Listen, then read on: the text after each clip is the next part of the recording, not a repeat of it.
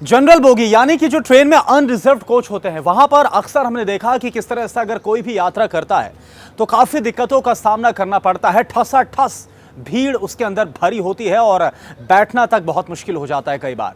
लेकिन अब इसी से आपको छुटकारा मिलने वाला है। जी हां, अगर किसी भी वजह से आपको जनरल बोगी में यानी कि अनरिजर्व कोच में, ट्रेन में यात्रा करना पड़ेगा, तो अब आपकी जो यात्रा है वो बहुत ही सुविधाजनक होने वाली है, क्योंकि एक बहुत ही बड़ा फैसला रेल मंत्रालय यानी कि रेलवे मिनिस्ट्री की तरफ से लिया गया और इस पर काम भी बहुत तेजी के साथ चल रहा है। दरअसल ये फैसला लिया गया है कि अब से जो जनरल बोगी है यानी कि जो अनरिजर्व कोच है ट्रेन का, उसमें सिर्फ और सिर्फ हर एक कोच के लिए 150 यानी कि 150 टिकट ही इशू किए जाएंगे। और जैसे ही 150 टिकट पूरे हो जाएंगे उस बोगी के लिए, इसके बाद एक भी जो एक्स्ट्रा टिकट है वो इशू नहीं किया जाएगा। इससे फायदा ये होगा कि जनरल बोगी के अंदर भी जो यात्रा है वो सुविधाजनक होगी। कोई भी आराम के साथ उसके अंदर बैठकर अपनी यात्रा को पूरी कर पाएगा। ये बहुत बड़ा फैसला है जो रेलवे मिनिस्ट्री की तरफ से लिया जा रहा है और इसको लेकर काम किया जा रहा है। अब आपको बता दूं कि ये सिर्फ जनरल बोगी के लिए नहीं है, बल्कि अभी इससे पहले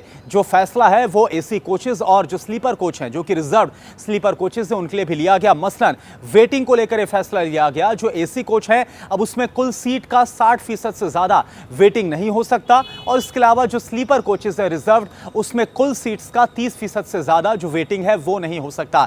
यह फैसला लिया गया। लेकिन अब मैं आपको बताता हूं कि जो जनरल बोगी है उसके लिए ये जो 150 सीट वाला फैसला लिया गया है कि सिर्फ 150 सीटों के लिए ही टिकट जारी किया जाएगा। ये फैसला क्यों लिया गया?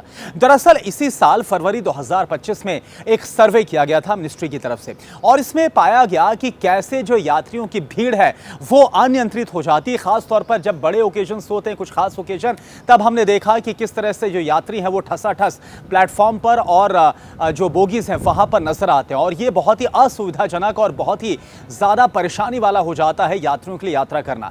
यही वजह है कि यह फैसला लिया गया कि अब ऐसा नहीं होने वाला। अब सिर्फ और सिर्फ 150 सीटों के लिए ही टिकट जारी किया जाएगा, और इसके बाद अगर कोई और यात्री आएगा तो उससे टिकट नहीं मिलेगा। अगर टिकट अवेलेबल है तो मिलेगा।